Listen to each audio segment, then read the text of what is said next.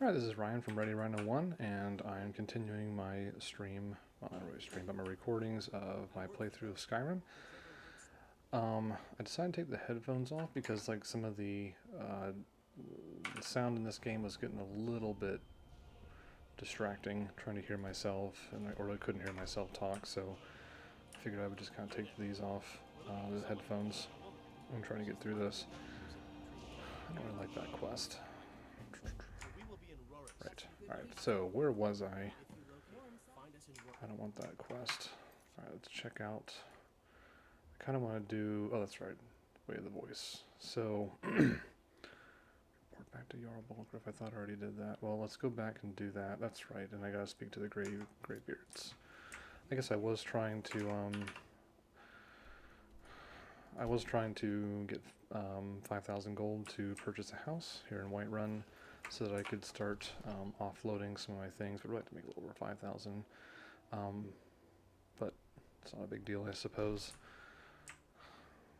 All I gotta do is raid some dungeons. Should get enough cash. Axe of Whiterun. That's right. So now I'm the. Not the Jarl. Whatever it is. Thane. Don't want her to come with me right now. I'm sure they're getting stuck or killed.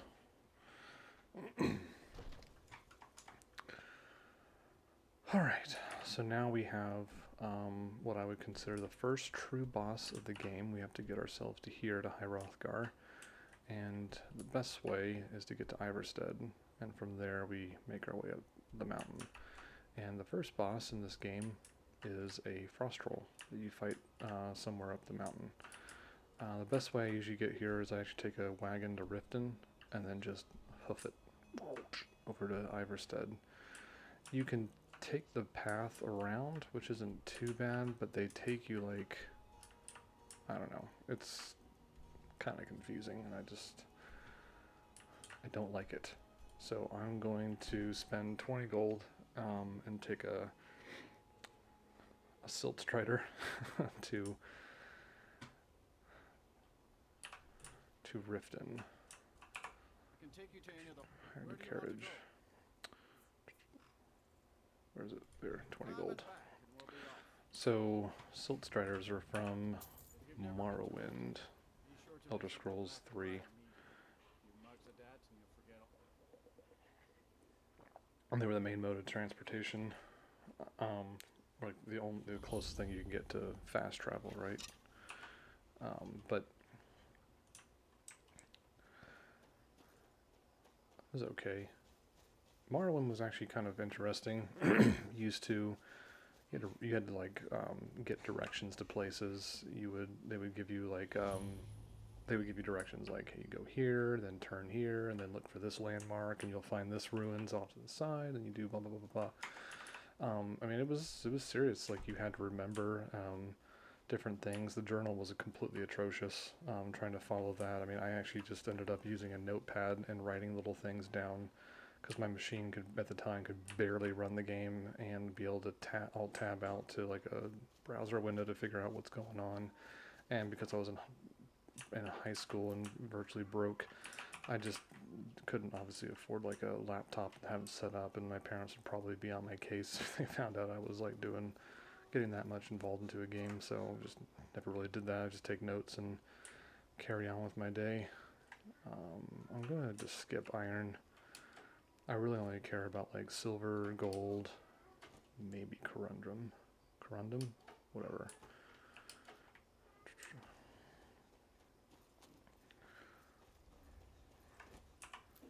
But yeah, Morrowind was actually a ton of fun at the time. It was a pretty big deal of a game.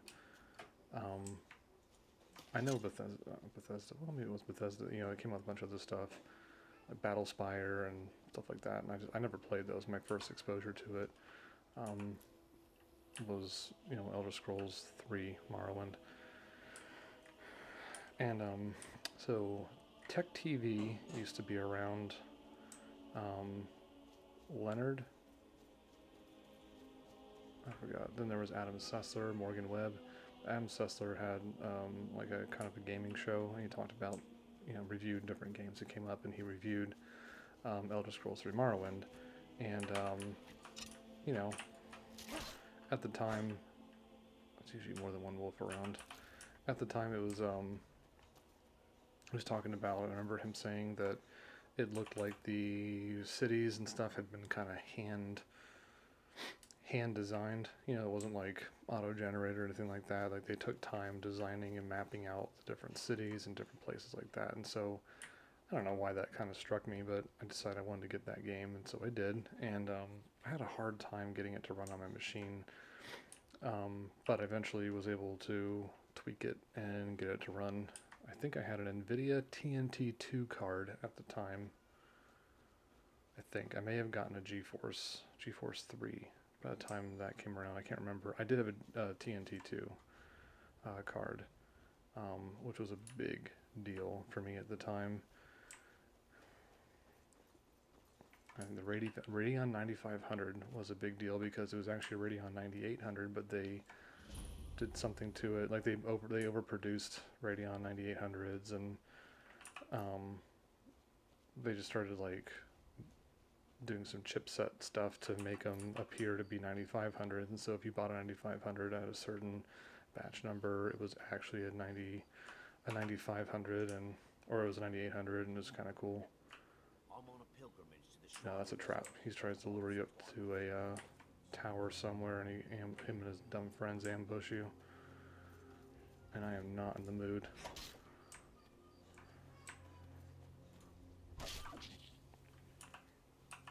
But I do want the elk. Perfect.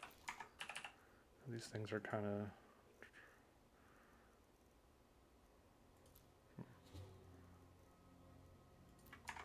a little expensive.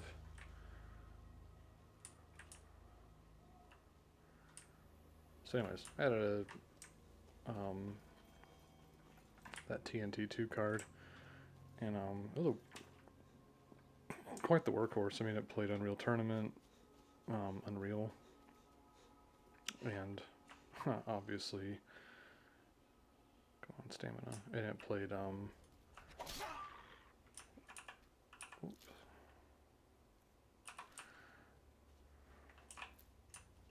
I played, Counter-Strike, Half-Life, stuff like that. Weird.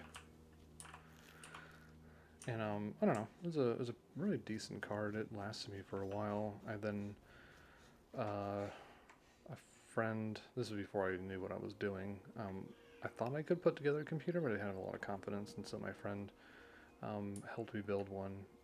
I say he was a friend. I mean, he kind of put up with me. He was in high school, and I was not at the time. I think I was in junior high. But yeah, it's weird. Is he resurrecting chickens?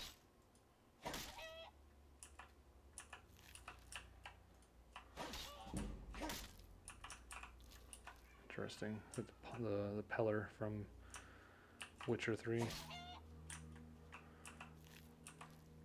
Anyways, so he helped me build my first computer, my first gaming computer. I had an E-Machines 433, I think. I don't know. I had that first, and that's when I swapped it, or I added the TNT2 card, I added a hard drive, I upgraded the RAM. Like, I did things by myself, but building a computer from scratch was kind of a different story. And so my friend helped me build it. What happened here? Woodcutter. I don't care about that.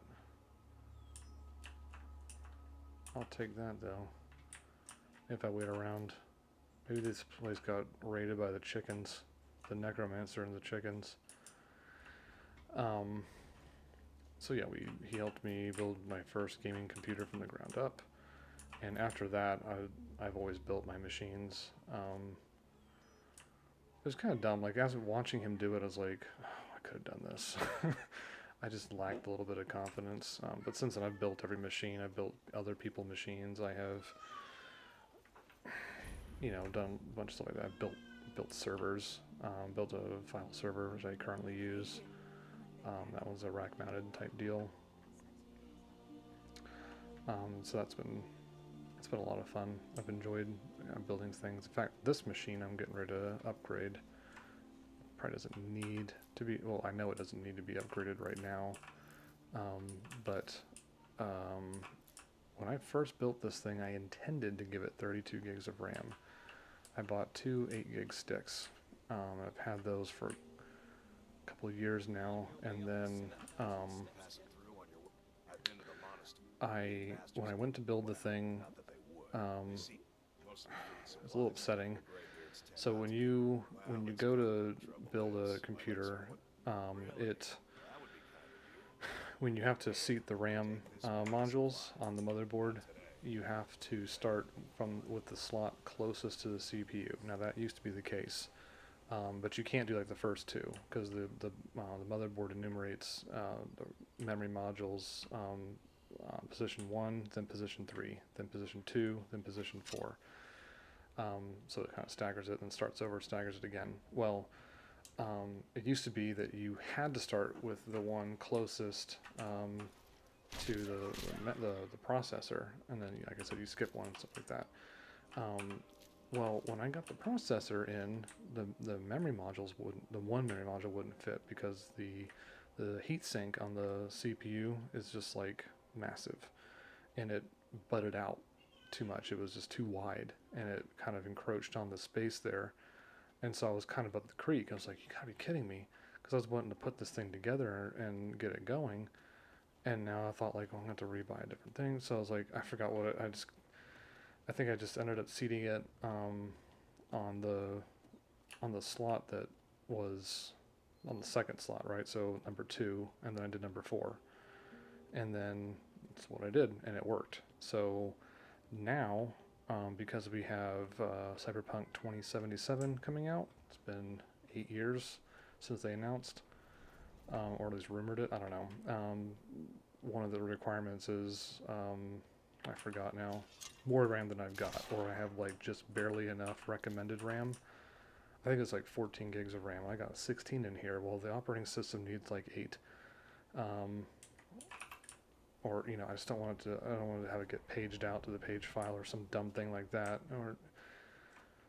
So I've decided that I'm just going to bite the bullet. I'm going to buy two more 8 gig modules, and I'm going to replace the CPU heatsink and fan. I mean, it's probably due anyway to have that stuff replaced, because the thermal compound that gives it a good connection between the processor chip and the heatsink is probably kind of getting a little old. So I gotta clean that off and reapply the paste. And I figure if I'm taking all this garbage off, I might as well put on a heatsink and fan that will do well. Now this one I can't do overclocking, but I overclock things in high school.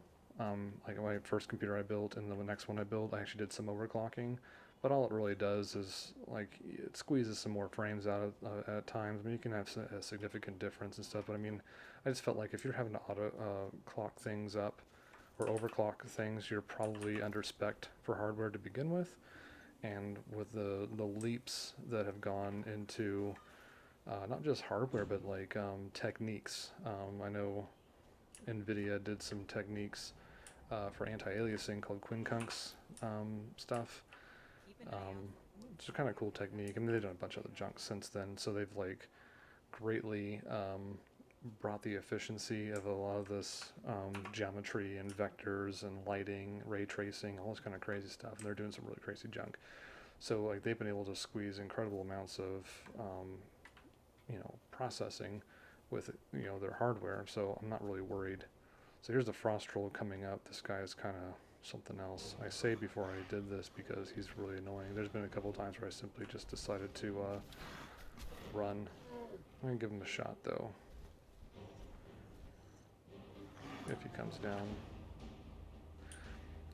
So I'm not really worried about overclocking, especially not overclocking the processor, so I'm just not going to worry about it.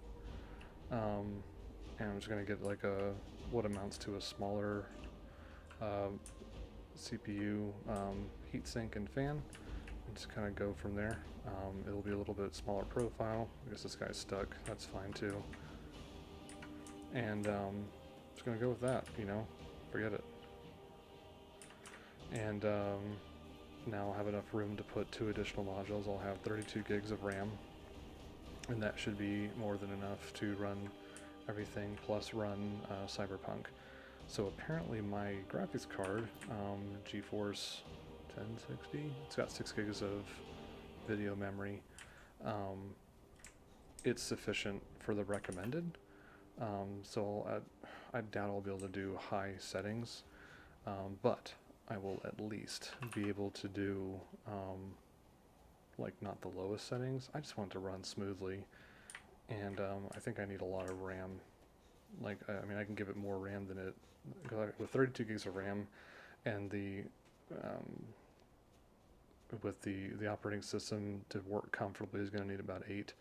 So we're looking at what 24 gigs of RAM can be spent on the game itself, which is more than enough than what it needs. And if I keep the textures down, which is probably what I'll do. So one thing this is something that I used to do. Whenever I would get a game that was like pretty decent on graphics, I would always make sure to put the textures down, which of course is not super ideal, but when you first start playing a game, especially nowadays, the textures are fine. You put the textures low and you get used to low textures, you're not going to notice, to be honest. You're just not. And so with the low textures, you can get a lot more performance. It's not going to use nearly as much memory to run the game, especially video memory, right? If it has to swap all that stuff out off your hard disks and into video memory, that's having to go across the bus and all that. You can eat up a lot of bandwidth. So if you keep the textures low, then it doesn't have to swap them out as much, and so it keeps everything kind of in place. I'm actually going to save. I don't want to do this right now. He's going to want to talk to me. So yeah, it doesn't have to swap them out as much, and so it's just more performant overall. But anyways, you get used to the lower textures, you're not going to really notice anything. It's your first impression of the game. It's just going to work, and you're not going to really worry so much about it and be fine. Well, then, later when I upgrade my machine, right? So I do intend to rebuild a new machine, maybe in about a year, year and a half. I don't know. It depends on how much more time I've got on this machine. When I rebuild the machine and I eventually will be replaying Cyberpunk 2077, I will have a much better processor, probably just as much or way more RAM, better graphics card, all this stuff. And so then I can, when I replay it, I can crank everything up to the highest setting, and it'll just handle it. And then it'll be a whole new experience, So it kind of makes you it kind of doubles the utility of the games that you have. So I think it's kind of a cool little trick that you can kind of play in yourself to kind of, you can, because like the one thing that will really kill a game experience is like choppiness, right? You're like moving things around and stuff's like crashing and all this kind of garbage stuff. So just lower the textures, probably lower anti-aliasing. That can get kind of heavy, although even with the newer techniques, it's probably not as bad.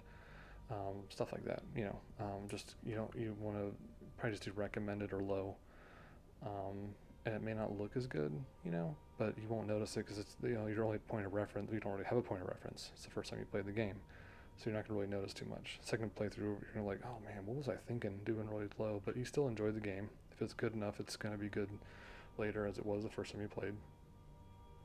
So anyways, I'm going to stop it here because this scripted event takes a little bit of time, and I just don't want to spend that much more time with this particular recording. So, all right, well, have a good evening, and I'll see you next time. Bye.